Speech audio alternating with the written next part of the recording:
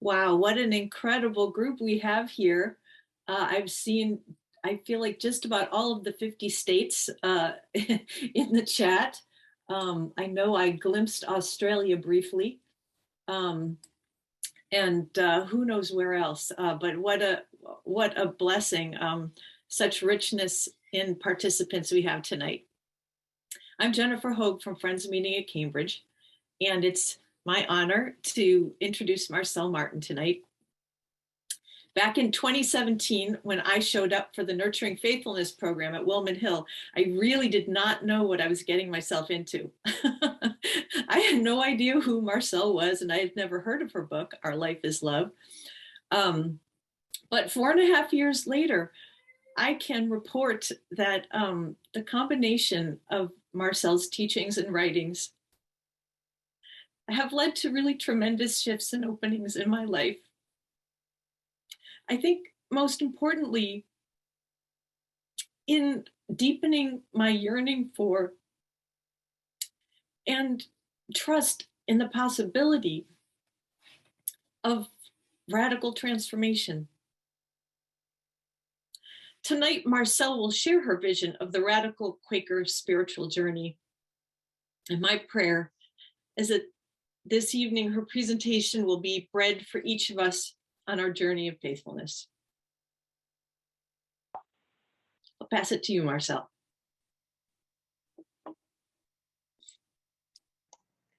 Thank you so much, Jennifer and Nia and Benjamin.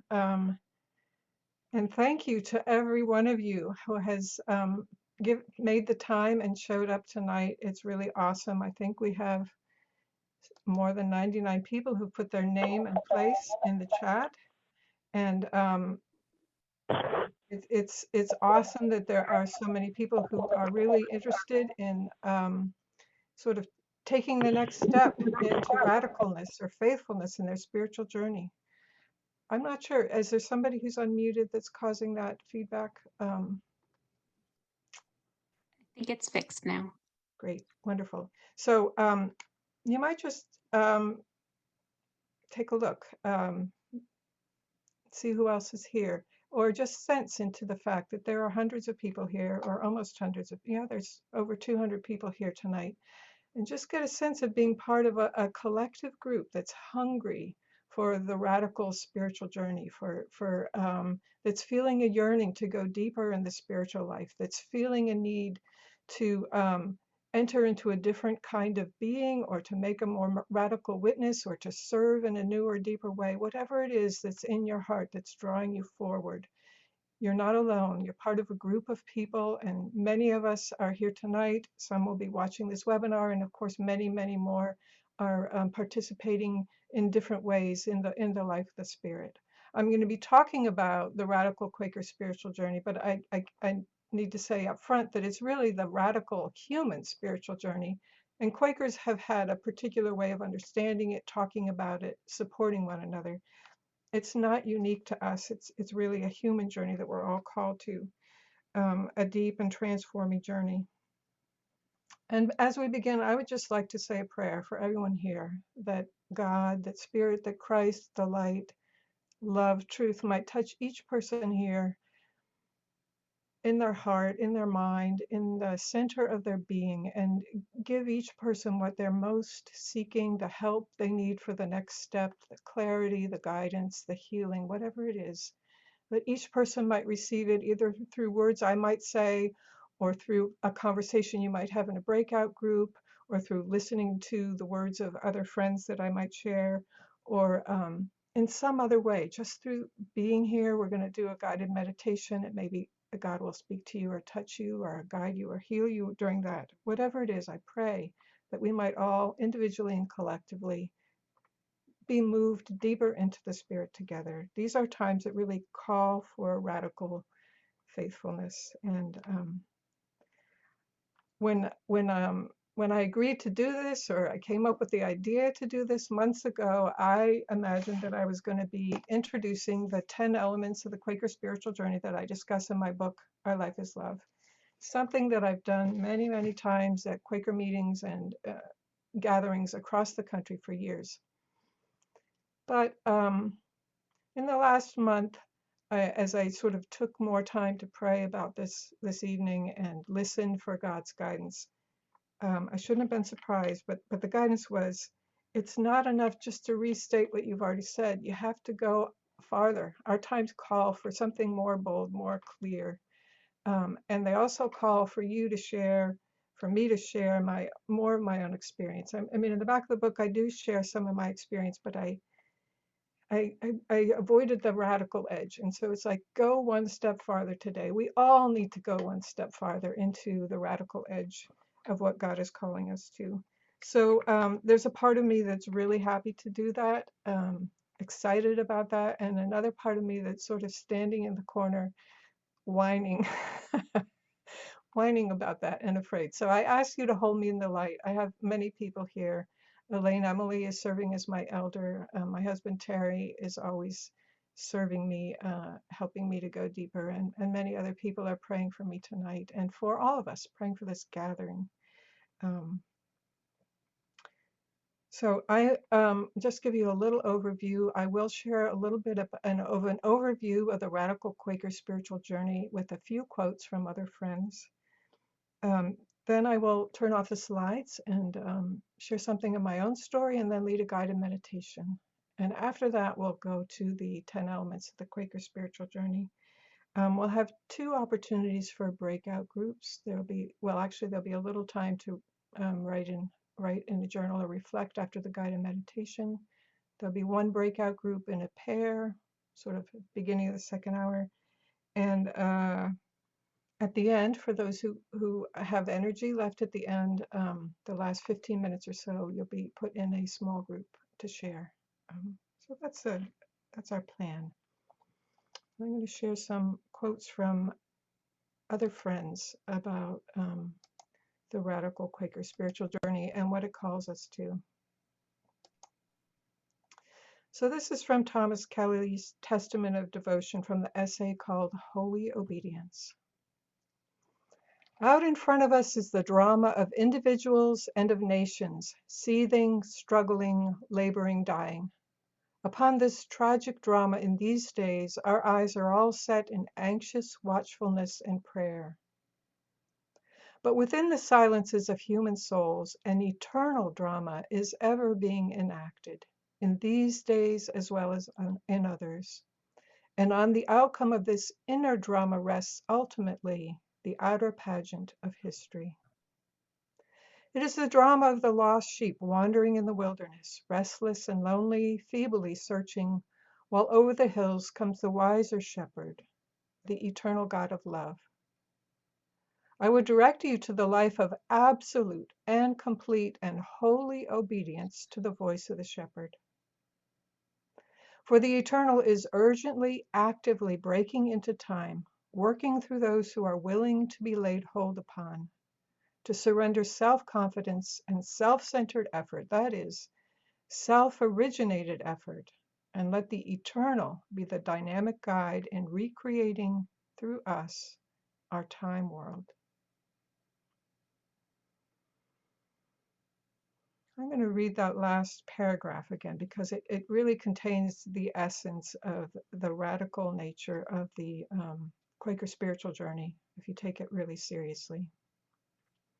For the eternal is urgently, actively breaking into time, working through those of us who are willing to be laid hold upon, to surrender self-confidence and self-centered effort, that is, self-originated effort, and let the eternal be the dynamic guide in recreating through us our time world.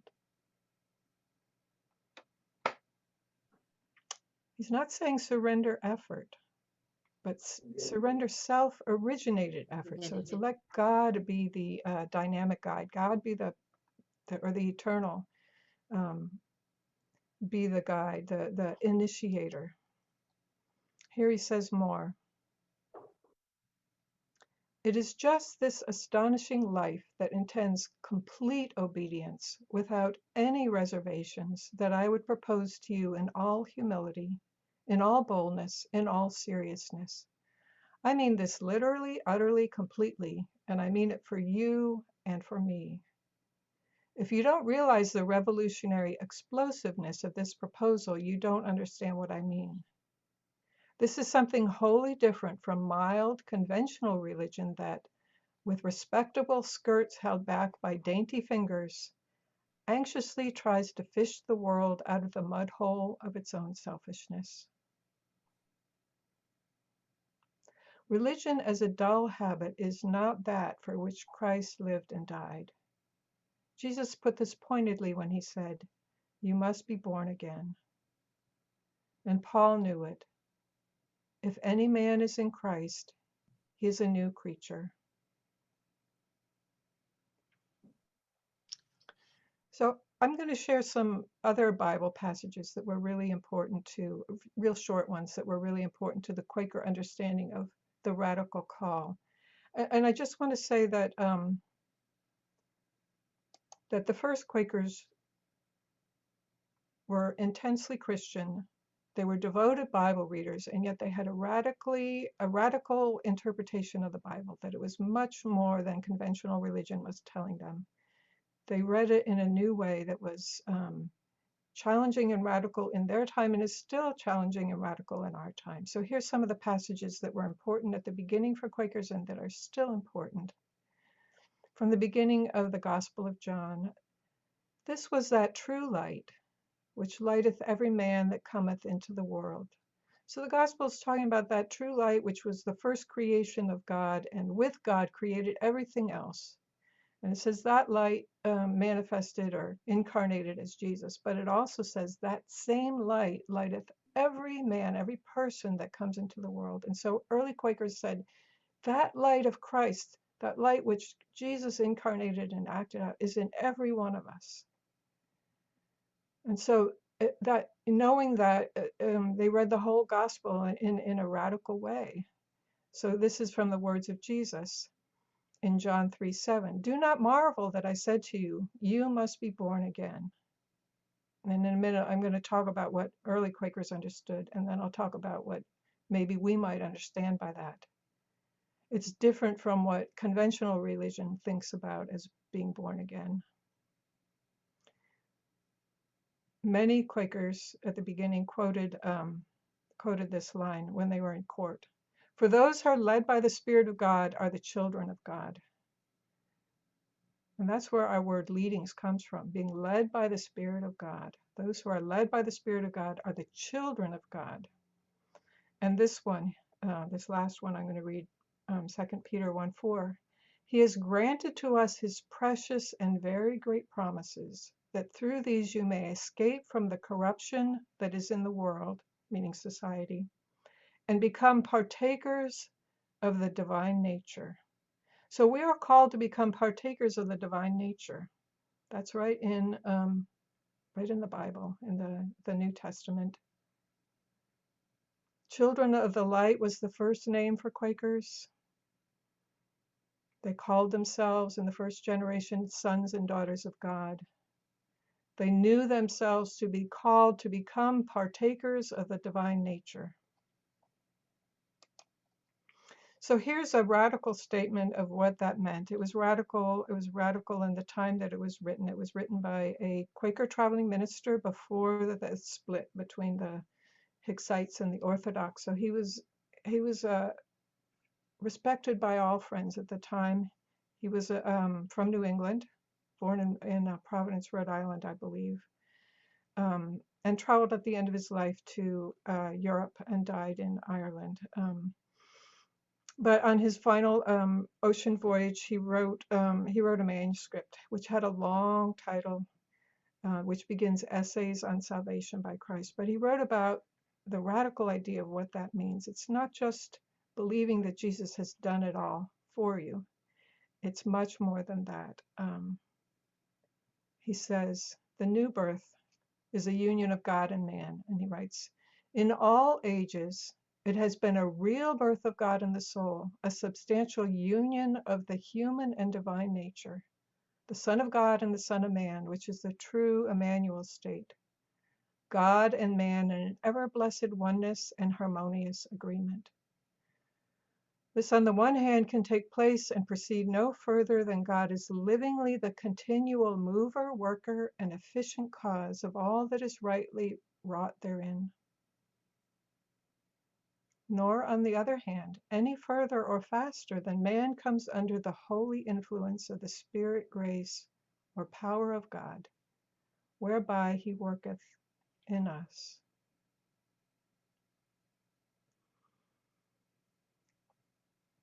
So I imagine for some of you that language might be a little hard, both because it's from the 18th century and because it's so biblically oriented. But he's saying that that we only benefit from what Christ has done for us if we let that become active within ourselves and we give birth to God in our own soul, a union of our human and divine nature. And he says that can only happen if we let God be the mover, worker, and efficient cause. So let God be the initiator. And it can only happen to the extent that we cooperate with that holy influence of the Spirit, grace, or power of God. So it requires effort on our part and cooperation with the work of the Spirit, and we become one with the Spirit of God. We become a part of God's work in the world. Nothing but a true and living birth of God in the soul has ever brought salvation. None can be a true child of God without this divine birth. This is the new creature that is born of God and sinneth not. And this must have the rule and government in us and bring forth the works of God. So for Quakers, the new birth was not just believing in what God has already done, but really allowing this union of the divine and human to take place in our own soul and in our lives and become an active thing in our lives. Which leads to the question, what does it mean to have both a human and a divine nature?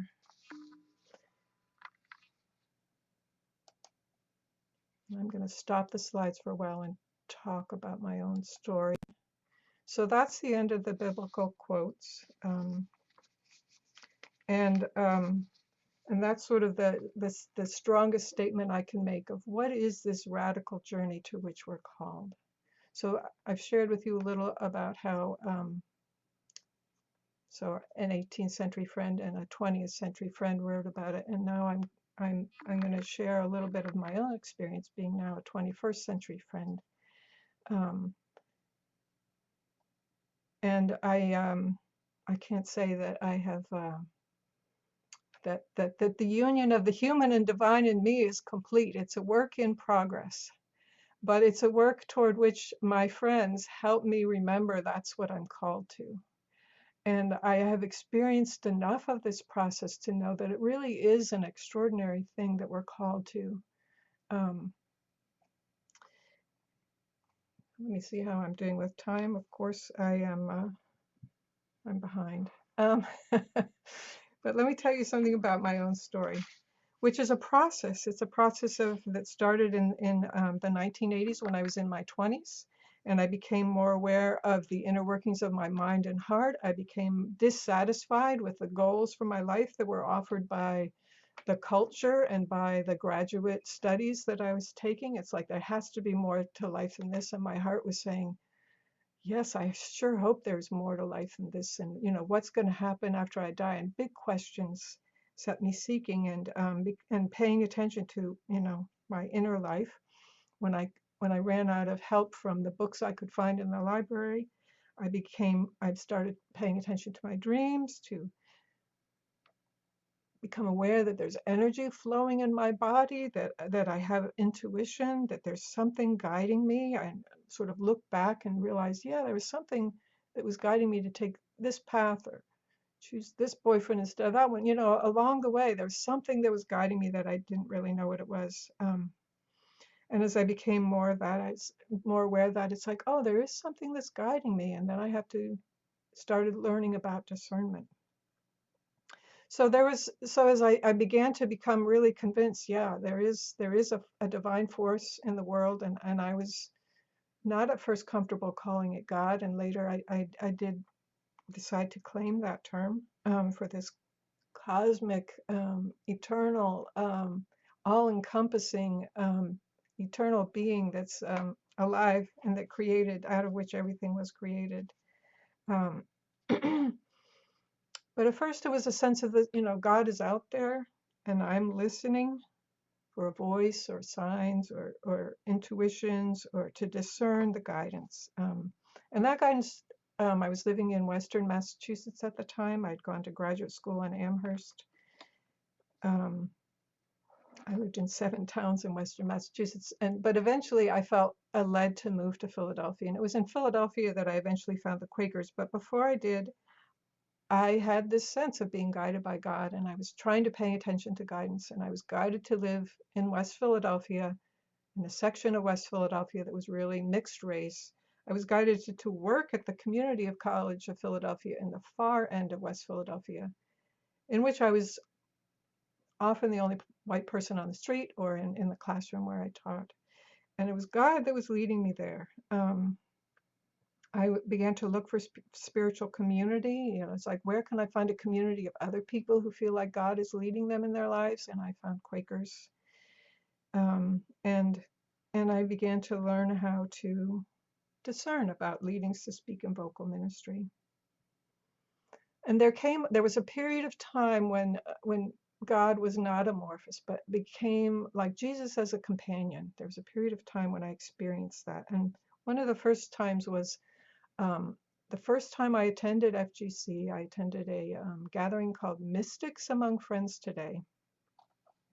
And afterwards, after I got home, I woke up with an outline for an article I should write for Friends Journal. It seemed really clear that this was guidance for me. I was like, great, I'll write an article for Friends Journal about early friends.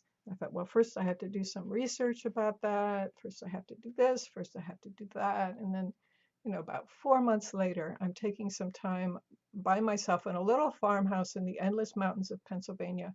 And I'm going for a walk. And suddenly it seemed like Jesus was walking beside me. I didn't see anything. It wasn't a vision. It was just a sense. Jesus is walking beside me. And Jesus says, so when are you going to write that article? And I said, I'll start today. And then at that moment, it felt like Jesus took my hand. And it wasn't like a real hand, a physical hand, but there was just a sense that it was something real. And that was actually, after that, for the next couple of years, I often felt Jesus walking beside me and taking my hand, especially when I was doing something difficult. And when I left the Endless Mountains and came to the Philadelphia area, I joined a small Quaker meeting called Newtown Square, Friends Meeting. I took public transportation to get there, which dropped me off on one highway, and I had to walk on another highway to get to the meeting, and there's no sidewalk and almost no shoulder. And I was always a little scared. I'm scared of traffic. And I felt Jesus was like taking my hand as I'm walking along this little shoulder on the road to Newtown Square meeting. And so there were some years when Jesus was a real presence in my life. I sometimes felt he was in meeting for worship speaking to me. I felt guided to like read the Bible on a regular basis. And when I did, I began to feel some more help and guidance in my questions. And I was led to move to North Philadelphia, which is a inner city neighborhood, sometimes called the Badlands. And I was afraid of going there, and I had to read the Bible and pray about it and really get a sense, this is where God is leading me. And once I did, I realized that a lot of my fear came from social ideas about that place, and that actually it was a place where people live on their front porch. You get to know your neighbors in a way I'd never known my neighbors before. And I felt sort of in that place where I did some work with the neighborhood children that Christ was growing in me. The light of Christ was somehow a part of this in a new way. I really felt the presence of Christ there. But I also began to feel the experience of God in a way that was less identified with the person of Jesus and more a sense of presence or energy or spirit among us. And I felt that, for instance, in gathered meetings for worship. in times in business meeting when we found the sense of the meeting, and well, in a gathered meeting where I felt like we're united in this oneness, and that this is the reality of life. This is a sacred, holy oneness in which we are all united in with one another and with God. Um, it was around that time that I had opportunities to be with a Quaker teacher, Bill Tabor, who was a conservative friend, but he sometimes said with a twinkle in his eye, a Quaker meeting for worship is a Quaker technology for shifting levels of consciousness. And and it was a shift to a level of consciousness in which we're aware of our oneness with one another, with reality, with a deeper experience of reality, of the spirit. I also became aware of, more aware, as I became more aware of the spirit and new ways of being aware of the spirit and of God, I also became more aware within myself of ways that I was resistant to that. I was resistant to the call of the spirit, ways how much I was conditioned by fear and by our society, and I still have that. I told you about the little part of me that's on the side in the side of the room whining today because I'm giving this talk. But I also I'm trying to describe what is it like, this human and divine union, and I don't want to really claim it, and I don't want to take credit for it, but I want to say that I think we don't have enough examples of people talking about that process. And for the sake of helping others to identify that process in themselves, I'll say a little bit more about my own experience, which is less about God outside myself telling me to do something, taking my hand, helping me to do it, and more a sense of it, it's something beyond me and much larger than me, but also inside of me, that's at work. And as I was praying about this, I felt what came to me was to tell you about a message that I felt led to give at a meeting for worship at Pendle Hill. This was about 16 years ago. It was before I went there as a resident teacher. So I was an overnight visitor. And the night before, Pendle Hill had sponsored a lecture on healing racism in our country. And they expected such a large crowd that the lecture was held at Swarthmore Meeting. And it was very stimulating, talking about, what we need to do to face that and to heal that. And I left that just like my mind all stirred up. And then we went to Epilogue at Pendle Hill. At that time, Epilogue was held about 9:15 at the end of the day, some gathering. And it happened to be Maundy Thursday, which is the day on Holy Week, as practiced in other Christian traditions, where many churches reenact the foot washing. And someone had said, it would be great if we do that here in our Epilogue at Pendle Hill on that day. So as part of it, each one of us washed the feet of the person beside us. And the person beside me whose feet I washed was a student, a Pendle Hill resident student. He was there for a year. He was an activist, and he was from Africa. And I washed his feet. And it was a very, very moving experience for both of us. He had tears in his eyes. I had tears in my eyes. And the lecture had stirred me up in my head, and this stirred me up in my heart. And I went to sleep that night, and it was like the Spirit was trying to put together all kinds of things in my life, including the lectures that I attended given by James Baldwin when I was in graduate school, all the books of James Baldwin I had read, the history I'd read of the Civil War. All kinds of things were coming into my mind with the theme of what's necessary for this healing. And it was like hard to sleep that night because felt like so much was being downloaded, and also so many connections were being made inside of me. And so I went to the meeting for worship the next day at Pendle Hill. Every single day they have a meeting for worship for half an hour. So in a longer meeting for worship, there might be more space for longer ministry.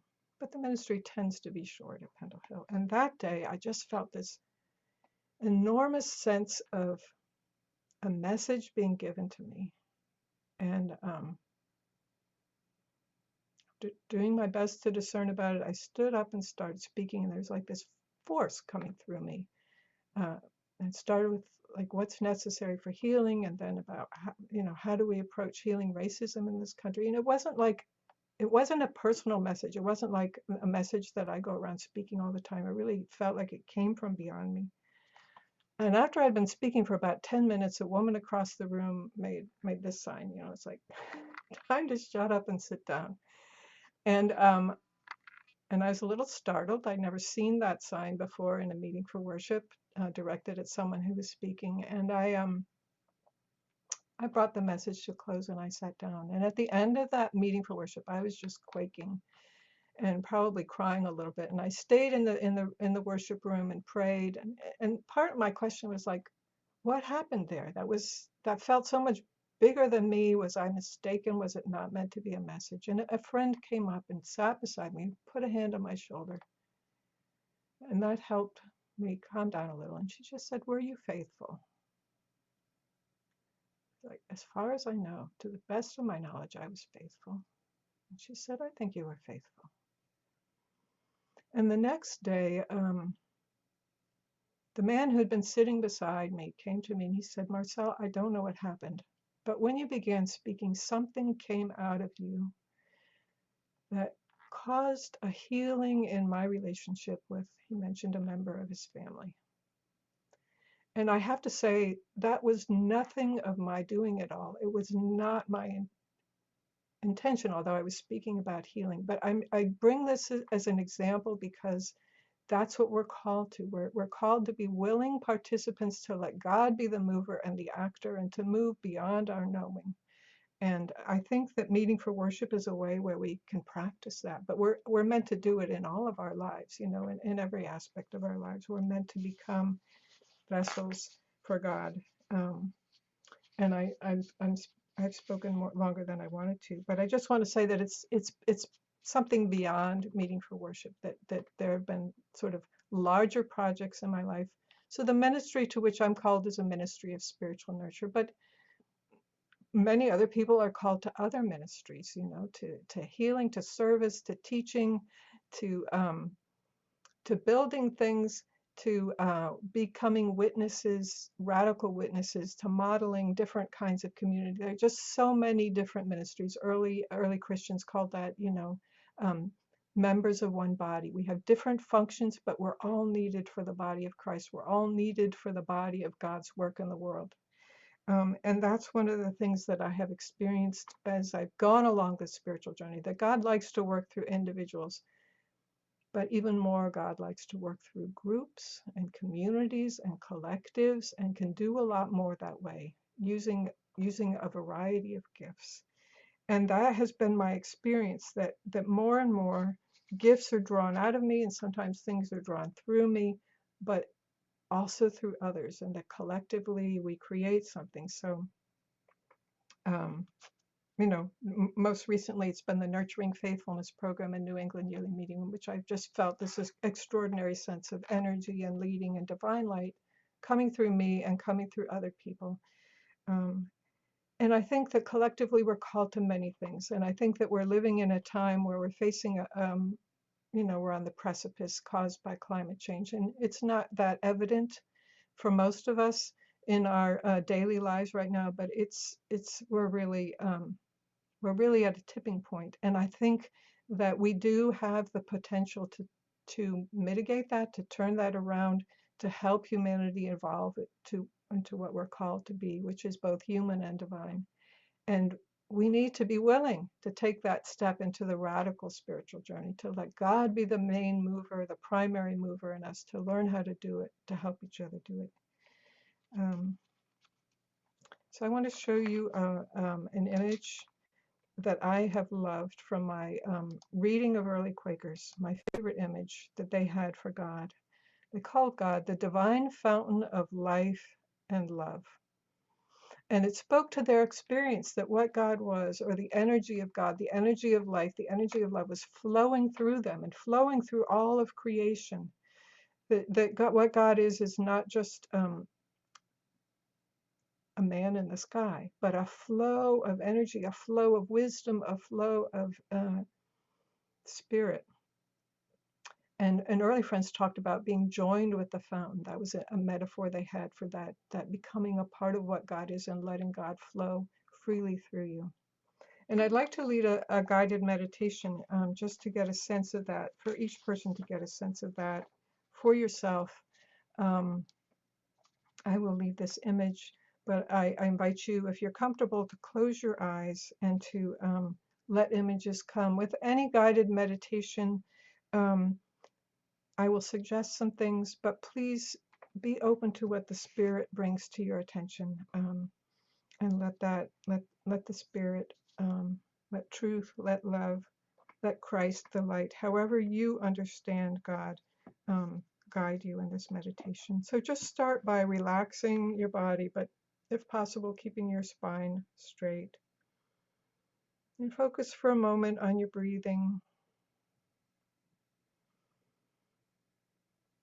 And if you notice any tension in your body, just invite it to relax for now. And if you're preoccupied with anything in your mind, just see if that thought or that preoccupation can float away for now.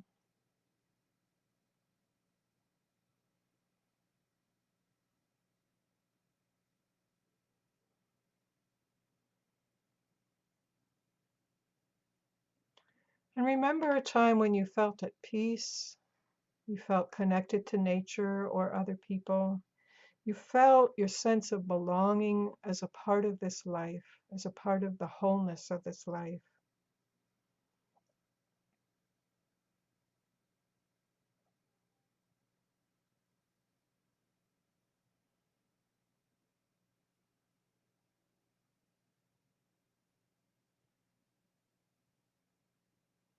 And allow yourself to feel that you belong here, you are part of life.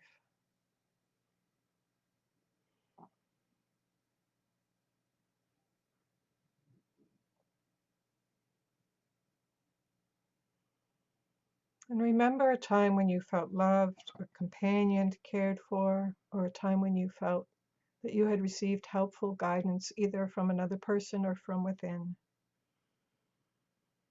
And take in the sense of being loved and cared for and guided. Take in the sense that your gifts are seen and valued.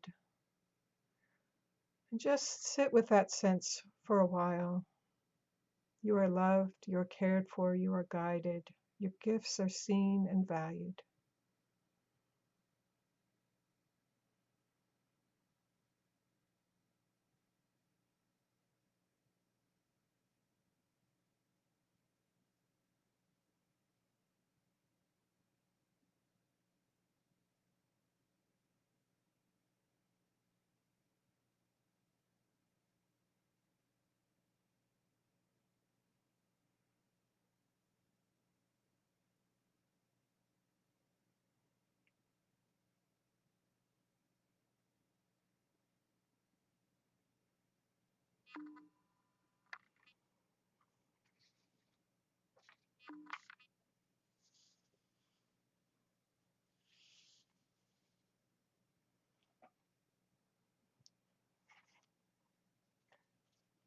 So I invite you either to imagine or remember or sense.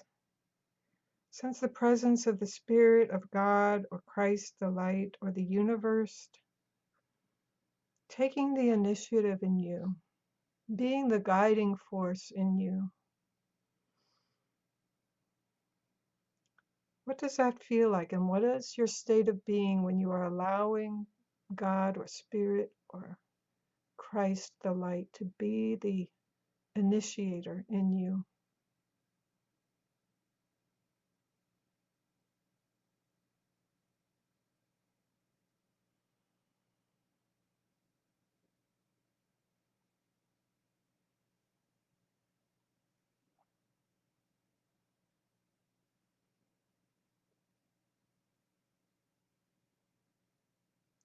If you notice any fear or resistance, just give it some compassionate attention.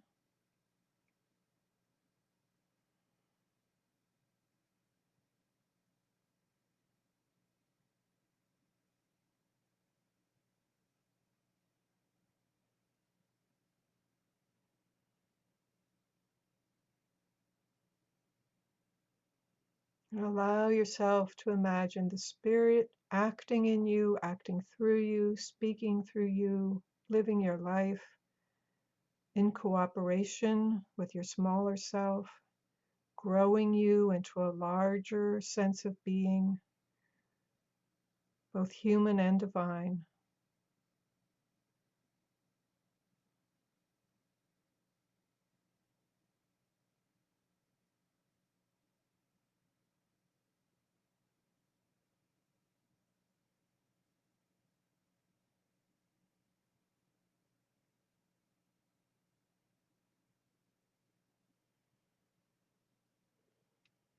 If you need any help to respond to this initiative from the Spirit, can you imagine asking for the help you need?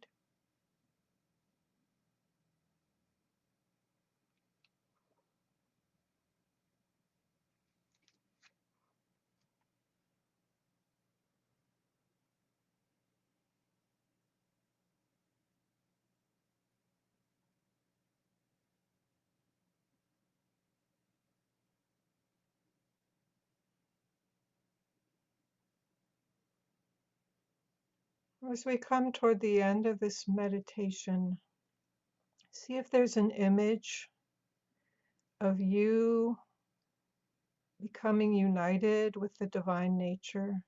Maybe you're allowing the fountain of life and love to flow freely through you. Maybe there's another image that works better for you. Perhaps you're shining brightly, helping other people to feel loved and cared for, guided, emboldened, whatever it is. What is the image that comes to you for allowing the Spirit to be fully in union with your human nature?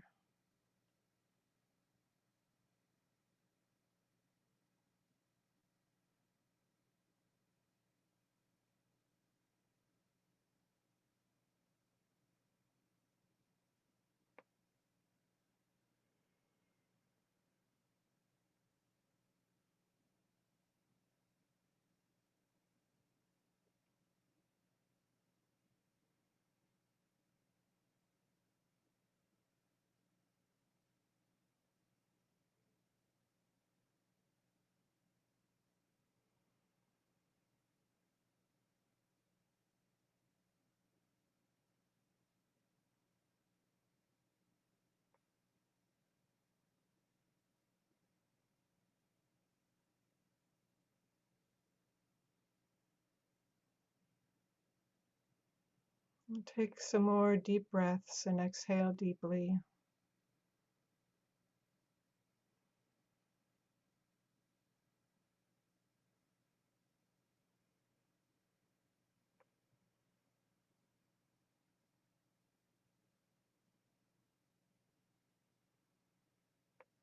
We're going to take a little time to reflect. Remember what you want to remember from this meditation or from any reactions that came up while I was speaking. Benjamin's going to explain this time to us.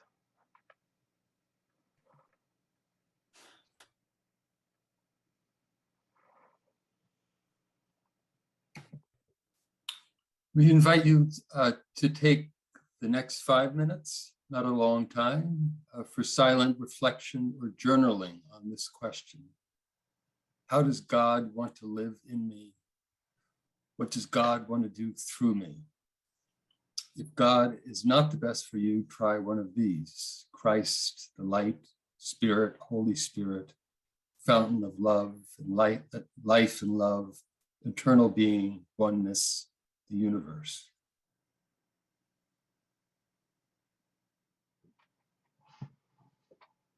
So I think what's important is who we are called to be now in our time, how God wants to act through us, which will be something unprecedented in human history. I don't think that we need to go back to the times of early friends, but I have found that there's a lot that we can learn from them to help us move forward and allow God to work in us in our time in the way that God wants to do that and is calling forth. So when I first became a friend, I was in my mid 30s, and I met a lot of people who'd been Quakers all their life and who told me they were birthright friends. And they said, "Oh, I wish that Quakers had the same power that was at the beginning of Quakerism." And I thought, what was that power? And that led me to start reading the works of early friends and discover for myself what was that power that enabled early friends to do extraordinary things and to set in motion many social changes which we benefit from today, which really began with Quaker witness and testimony and sacrifice sometimes. So this is a photograph of Pendle Hill, and that little blue dot is a sweatshirt I was wearing the day that I climbed Pendle Hill. Pendle Hill, for those who don't know, was a place that was important to George Fox, who climbed Pendle Hill as he was looking for the people to whom who would be ready to respond to his message. So he climbed to the top of Pendle Hill, and God gave him a vision and said, "Go north, and you will find them." And he did. And so here are the names of some of those early Quakers whose stories I read, whose writing I read, trying to find out what was that spiritual power. And I love these people. They are my friends, and I love to tell their stories, but I won't do that tonight. I'm going to talk about sort of the 10 elements of the Quaker spiritual journey that I learned by reading their stories and seeing some again and again in their stories, and then finding out how those same elements operate in the lives of Quakers in our time. So here are the elements. And I've divided them into sort of 3 categories. They're not really stages in the Quaker spiritual journey. They're more like threads that weave through the whole journey. And at some points in your journey, one or another element will seem to be the prominent thing, but it's more like you cycle through them again and again. So awakening begins with a longing in your heart, a sense that a longing to know God, a longing for the infinite.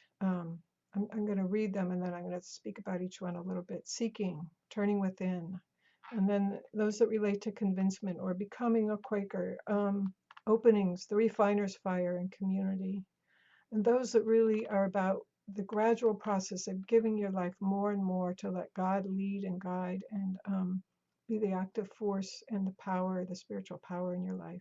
Leadings, the cross, abiding, and perfection. So longing begins with a desire in the heart to connect with God and spirit, or with the essence of life and love. Some feel it as a desire to connect with truth or justice or reality. A desire for meaning, wholeness, and connection. A desire for the world to be a place of love, truth, justice, and well-being for all. It's a longing for something beyond what exists now, in a sense that it should exist. It should be possible.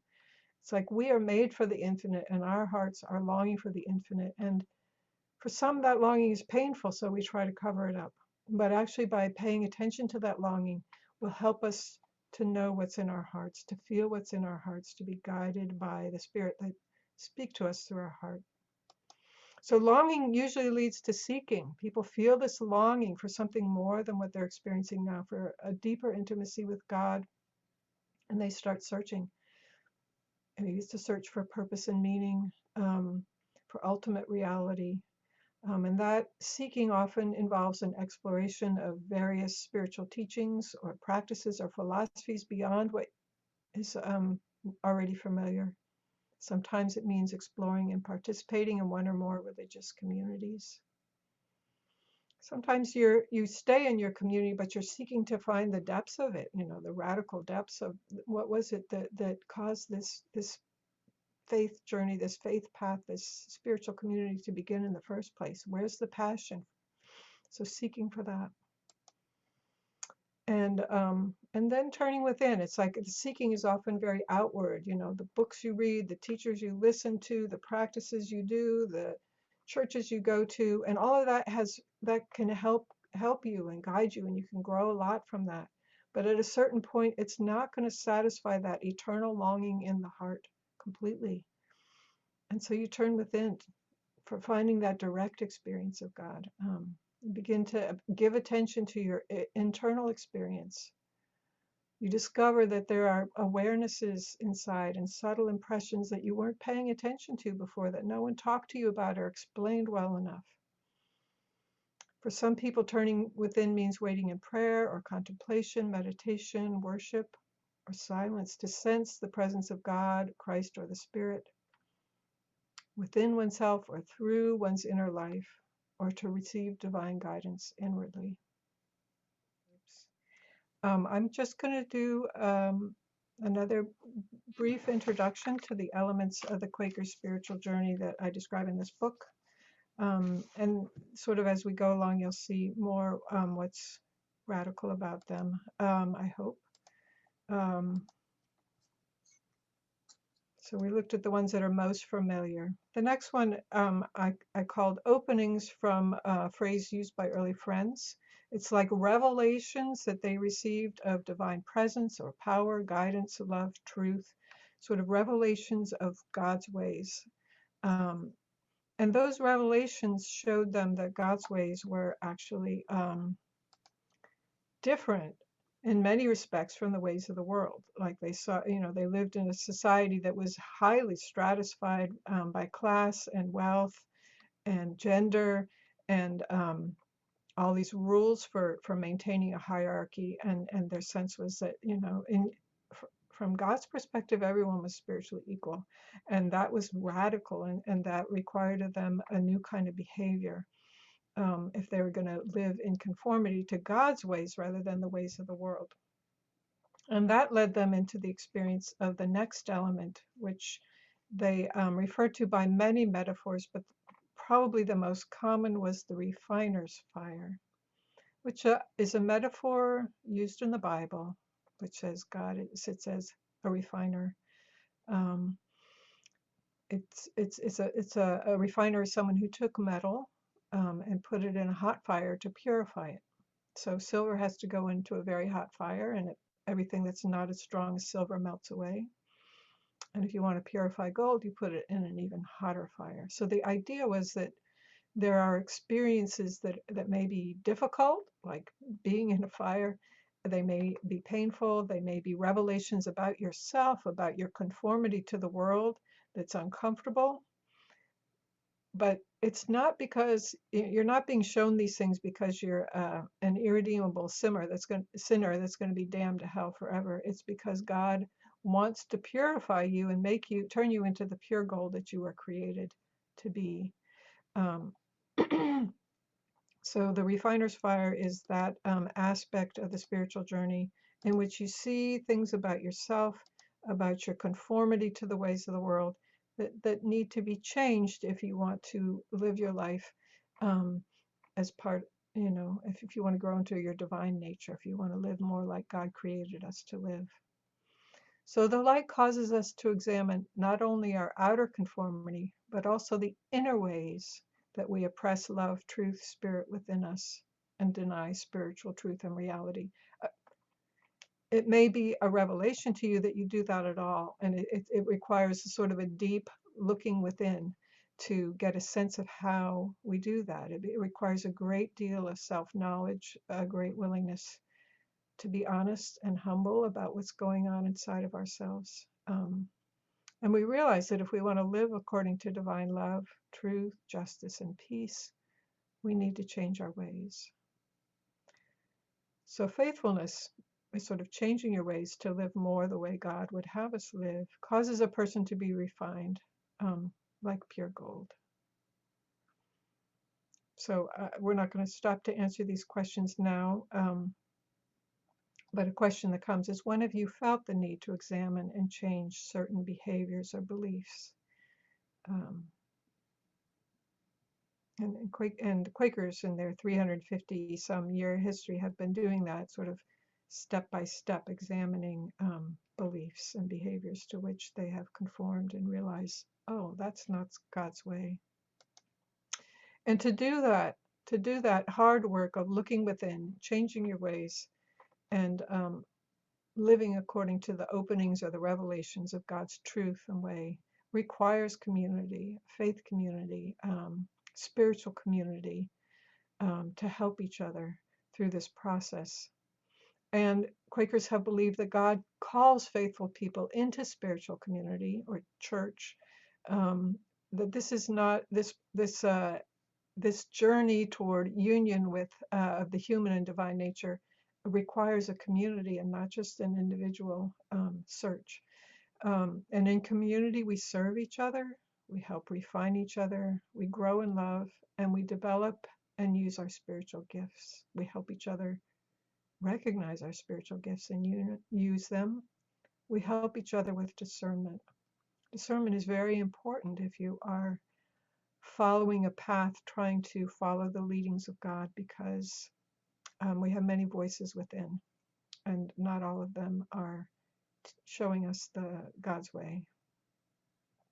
We provide mutual support to face life challenges, and we work together to make earth more like heaven.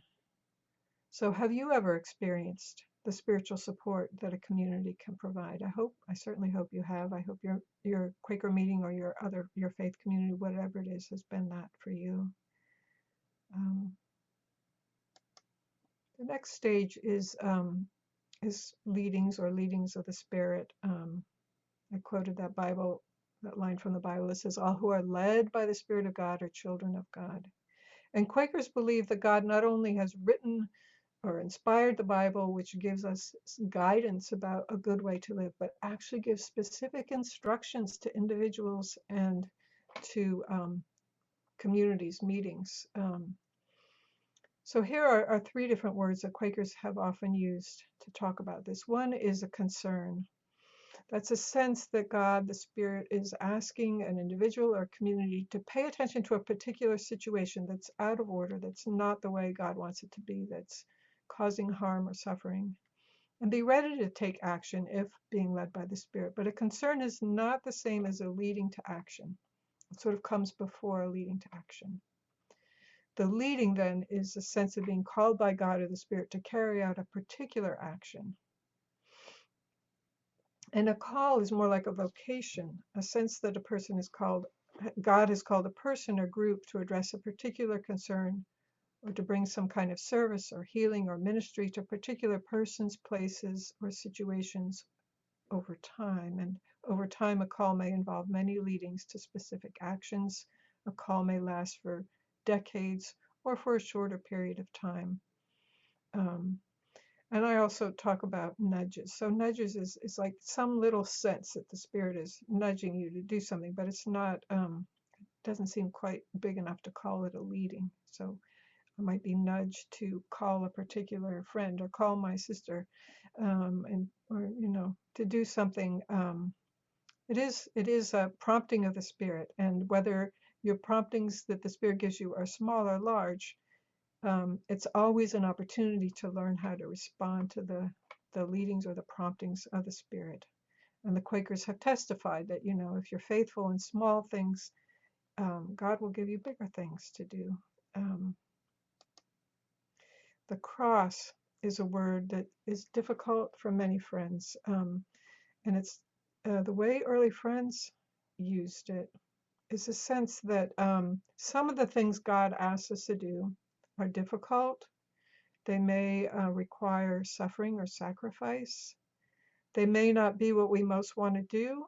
It may be something that actually we love to do and we feel joy in doing, but it still requires us to give time and energy and to give up certain, like time spent in certain kinds of entertainments or in certain relationships. It may involve giving up money or status, giving up a job we enjoy, or other things. So the cross is not just believing in what Jesus did, but doing our part to do God's work in the world, to follow the leadings of the Spirit has sometimes a cost, always some kind of cost. It always has rewards as well. But early friends talked about living in the cross, that is, learning to live in obedience to God's promptings, even if it's different from what you would personally prefer. So have you experienced any sacrifice for the sake of serving the greater good? Or I would think that every parent can say, yes, they definitely have experienced living in the cross, that is giving up your own desires sometimes to meet the needs of your child or children. Abiding is what makes it possible to endure the challenges and difficulties of a life of faithfulness. It's like we learn how to rest in God in a way that provides a sense of divine love and presence and spiritual power. It's not our own power, it's a power that comes through us, that comes from beyond us, that comes from a larger sense of self in which we are not separate from what God is. And as we increasingly put God,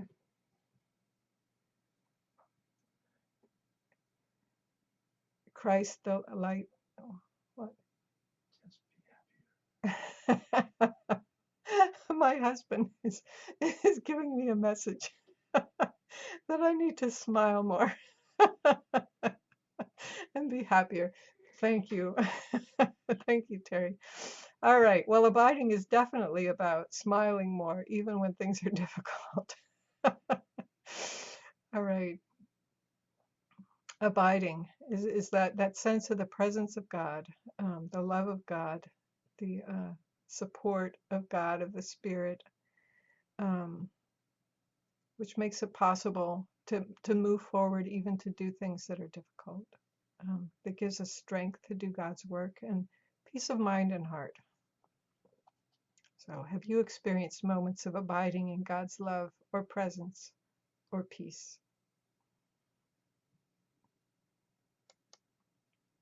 And this is the 10th element of the Quaker spiritual journey. It's one that's often very difficult because the word perfection in our time means a certain kind of way of being that's that implies meeting social standards, which is not what perfection meant to early friends at all. It meant being faithful, perfectly responsive to the movements of the Spirit, able to carry out any leadings that one is given, and able to refrain from what one knows is not God's way, or as they might have put it, able not to sin anymore. And they understood that the people have a different measure of the Spirit. And you need to be faithful to the measure you're given. You need to be faithful to the leadings that you receive and to carry them out faithfully. And if you are faithful to what God asks you to do, whatever your measure will grow. If you're not faithful to what God asks you to do, then you'll experience some struggle and difficulty. And I had meant to talk more about my own struggles and my own moments of really resisting the call as part of the story of my journey. But it's the story of most of us along the way. We find that God asking us to do things that we don't feel ready to do, and then there's a journey of learning and growing before we come to the place, if we do, where we say, yes, I understand now, I want to do this, help me grow. So perfection is an invitation to ongoing growth. It's not a static state that you come to and then you're finished with the journey. It's always a journey of growth. There's endless growth and joyful growth and growing in oneness with God and with others, and growing in concern and care for the world. And my question is, have you experienced a moment when you felt you were perfectly faithful or wholeheartedly responsive to the movement of the Spirit? And if so, what was that like? And John wants to know, how are the cross and the refiner's fire different and the same? That's a great question, John. And it's a complicated question. But the refiner's fire, I would say, has more to do with seeing what in myself needs to change. How am I living my life according to society's standards rather than according to love and truth and God's way? So it's really about getting to know yourself and those parts of yourself that that are conforming to the world in ways that are contrary to God's way. Whereas the cross may be difficult. I mean, they're both difficult in a sense, but the cross is that it's not about sort of seeing what needs to change in you, but sort of bearing the cost of trying to bring in God's way into the world. It's a willingness to experience some suffering that may not have to do with anything about you in terms of your conformity, but just simply your willingness to take risks for the sake of God's work in the world. Does that make sense, John? I could see you. Yes, it does. Thank you. Mhm. Let's see, what other questions do we have?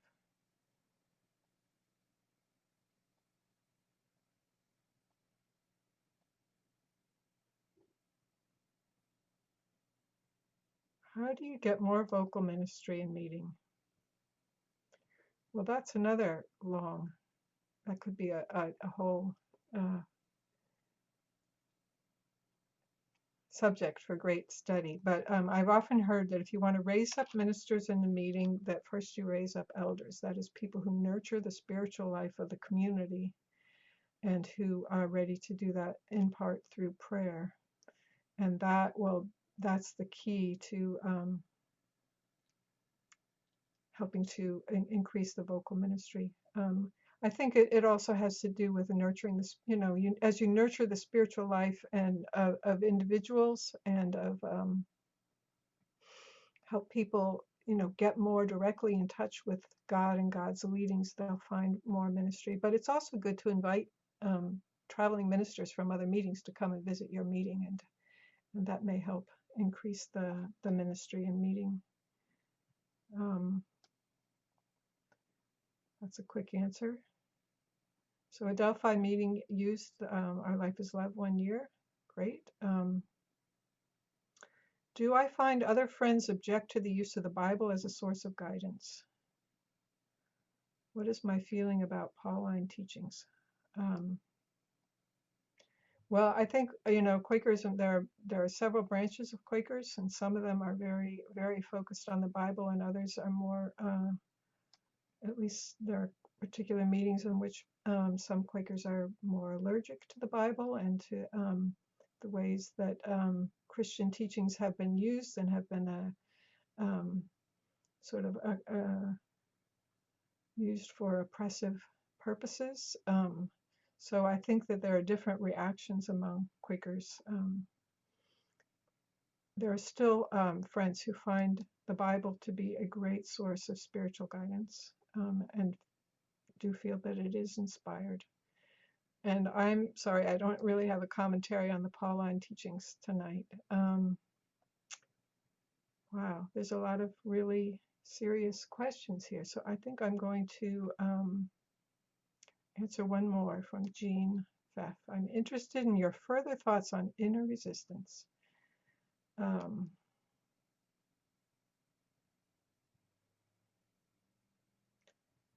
Well, I'm not sure how I can answer that quickly, except to say that my life has been a process of learning more and more how I resist the spirit, how it's conditioned in me from early childhood, that we have spiritual senses, that human beings are created with the ability to sense not only the physical world, but to sense spiritual dimensions.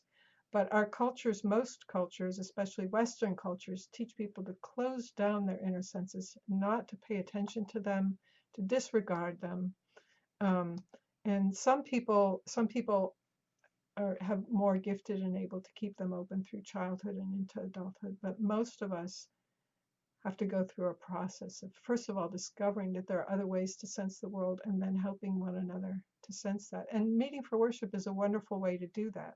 And as you begin to open up your senses, then you begin to realize or to sense or to feel how you keep them closed and how you resist the leadings of the Spirit and the fear, the fear that's part of our culture and that teaches us to be afraid of one another, afraid of the world, afraid of differences, afraid of so many things. And all of that creates resistance to anything that might teach us to open our hearts and open our senses and because actually being open to the Spirit, it brings us to a state of openness to all kinds of feeling and all kinds of sensitivity and all kinds of vulnerability.